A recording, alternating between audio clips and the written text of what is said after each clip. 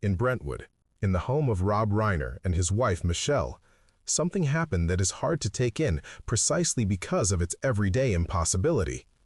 The couple were found with no signs of life.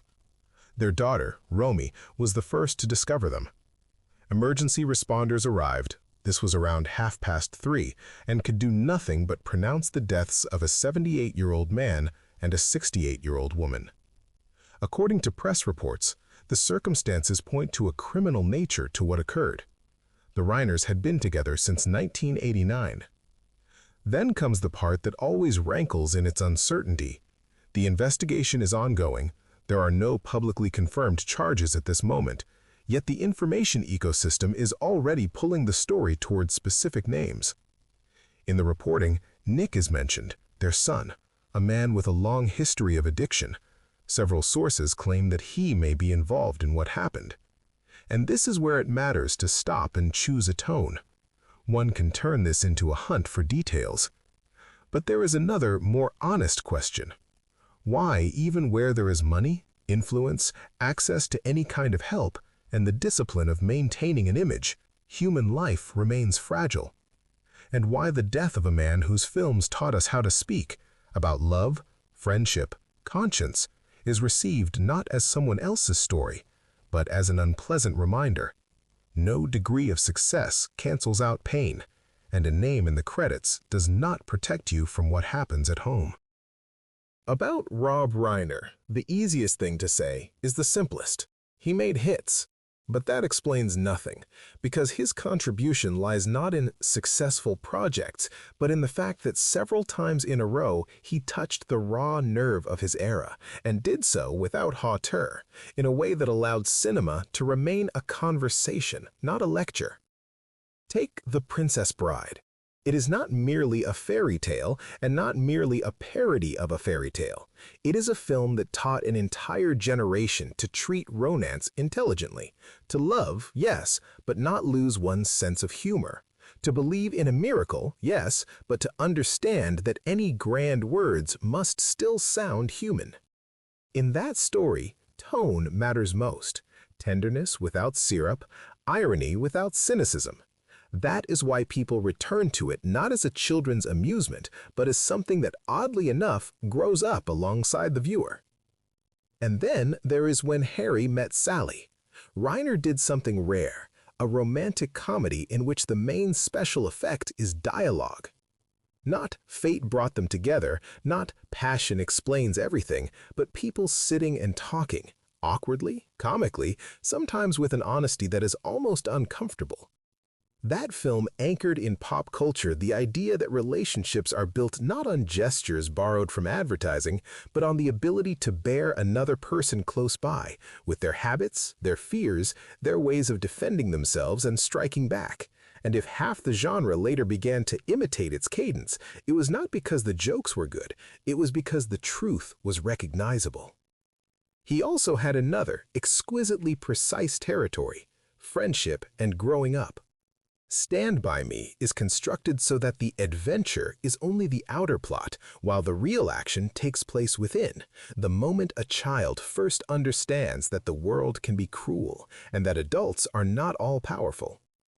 Reiner filmed this without pressure and without manipulative tears, hence the effect. What remains after the credits is not "what a touching story," but the sensation of one's own childhood as something lost and at the same time unmistakably real. And then a completely different register, A Few Good Men. Here, Reiner works with different material: conscience, power, the system. Yet even here, he does not preach. He builds the conflict so that the question, "Where is the truth?" becomes not a slogan, but a test of character. In this film, it is not only the famous courtroom scene that matters, the principle itself matters. Words have a price, and sometimes it is words that pull into the open what is more convenient to keep hidden. If you gather all of this together, you get a simple formula that explains why people speak of Reiner even when they cannot recall his name. He made films that enter the language. We borrow from them cadences, ways of arguing, ways of admitting feelings, ways of staying close to another person. He did not merely entertain, he made popular cinema in which people were allowed to be intelligent, doubtful, and imperfect. And perhaps that is precisely why this story has struck so sharply, because what has gone is not some abstract director from the past, but an author whose films still speak to us in a normal human voice. Almost immediately after the first reports, the story followed a familiar script. Few facts, plenty of interpretation. And the main turn came not because official answers appeared, but because the media quickly found an explanation that already sounded like a finished plot.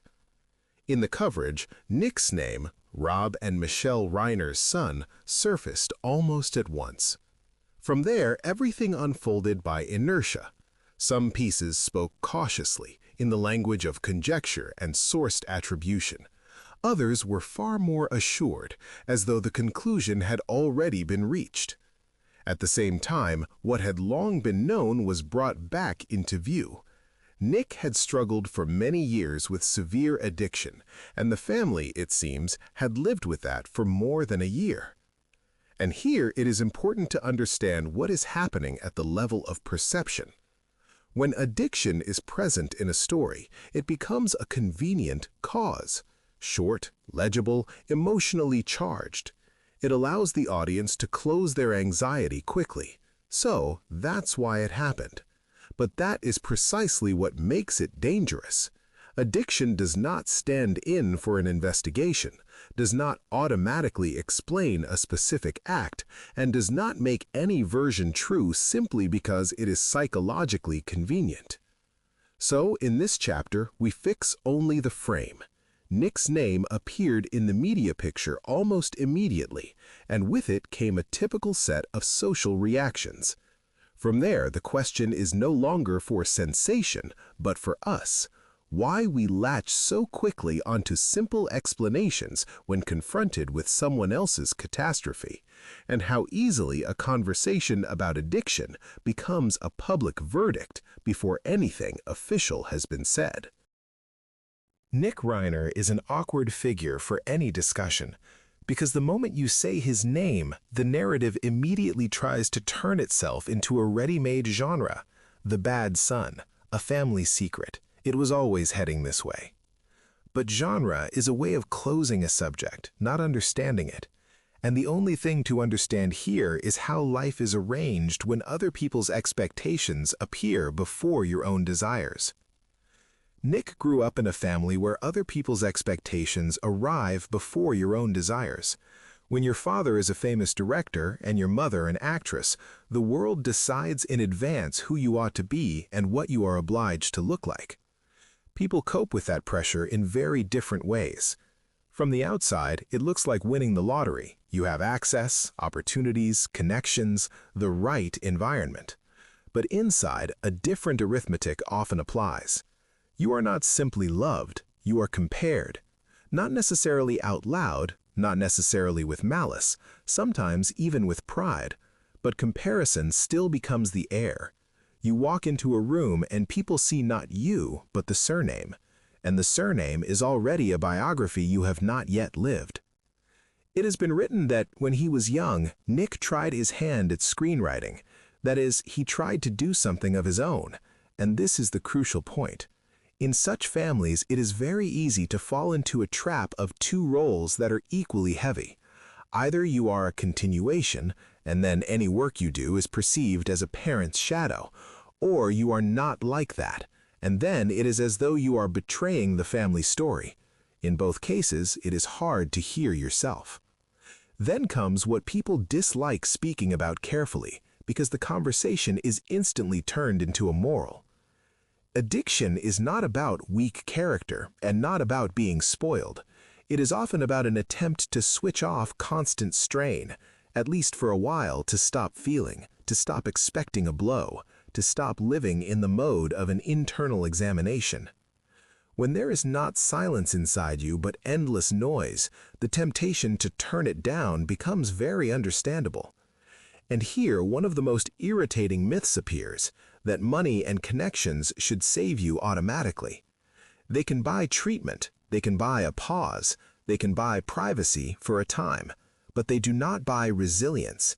They do not buy the feeling that you have the right to be imperfect and still remain one of us. More than that, resources have a reverse side. They very easily substitute for closeness. Instead of "I'm with you," you get "we'll handle it." Instead of conversation, you get problem management. And in that moment, a person does not become more alive. He becomes an object that has to be brought back to normal. These stories are not unique, and it is not about gossiping over famous people. Drew Barrymore entered the industry early and ran into destructive behavior early, and only later, as an adult, made a long journey back to herself. Macaulay Culkin lived through what happens when childhood fame outpaces growing up, and the consequences catch up later. There were other examples, too, where success in the family and expectations around it turned out to be not support but pressure, simply because a person was not left the right to an ordinary life. There is a notion sometimes explained as the silver spoon. When you have too many resources and too few boundaries, reality ceases to be a teacher. And that is why an excess of opportunity can sometimes become a trap, not because the rich don't know life, but because they have too many ways not to meet themselves. From that follows the most practical conclusion, not a beautiful one, but a workable one. Support is not a matter of budget, it is a matter of presence. Be near, listen. Don't demand success sounds banal until you realize that in reality, almost everything is done the other way around. They demand results. They demand that you not let anyone down. They demand that you keep up appearances. And in such an atmosphere, people often break not from a single event, but from living for years without the right to be weak. That is why any conversation about Nick, if we have it at all, should not be a conversation about sensation, but about the price of a surname. About how easily society turns a person into a function, the son of a legend, a carrier of expectations, the family's project. And about how hard it is to remain yourself in that role, especially if inside a war has been going on for a long time, one that no one on the outside is obliged to know about. Such stories shatter one of the most persistent illusions, that fame and success create safety. And when that illusion collapses, a reflex kicks in, an urgent need to explain what happened, to find a simple cause, assign comprehensible roles, close the anxiety. Hollywood is perfectly suited to this. It is a factory of images. For years, it has taught us to look at life as plot. There are heroes, finales, arcs, proper families. And so, when a personal catastrophe occurs inside this shop window, it is perceived not as human grief, but as a twist in a series. Hence the tone of the comments. Not sympathy, but an analysis of who is to blame and how it came to this. The problem is that a public image almost always deceives, even when no one is lying deliberately. And another reason this hits so hard is that we use famous families as symbols. We want to believe that talent and success are a reward not only for work, but for living the right way in general. That if a person has done a great deal of good, then a calm ending is owed to him. It is a childlike logic of justice, but it is very much alive. And that is precisely why tragedy, alongside a well-known surname, is felt almost as a personal insult, as though the world has broken a contract. From this, one can take away not a moralizing lesson, but an honest reminder. Behind external gloss, there is often a deficit of the most basic things: warmth, attention, and ordinary conversation. For some, it is because of work. For some, because of trauma. For some, because of addiction. For some, because they cannot allow themselves to be weak. And the more successful the picture looks, the easier it is not to notice that deficit.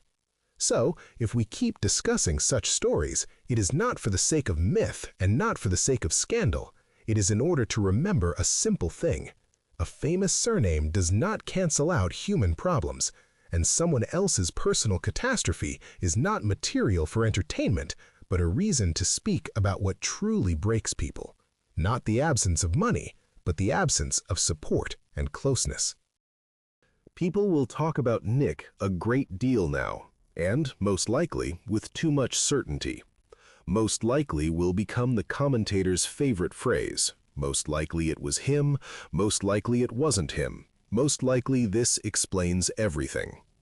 The problem is that this kind of certainty is usually not about truth, but about the need to put a period to it immediately, and the period has not yet been placed. But there is something that requires no guesswork: Rob Reiner as a director. He belonged to a rare kind of filmmaker, one who does not press the viewer and does not teach him how to live, but holds a conversation with him, lucid, ironic, sometimes painful, yet human.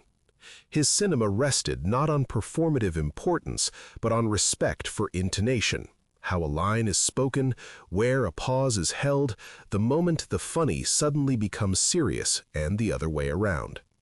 And so when speaking about him, I want to refrain from the superfluous, not to make a genre out of tragedy, and not to turn someone else's misfortune into an occasion for wit, simply to acknowledge this: a man has gone who knew how to speak to the viewer without condescension, and voices like that are rare. And that's all for today. Thank you for your attention. Subscribe to the channel. Don't forget to leave a like. There's plenty more to come.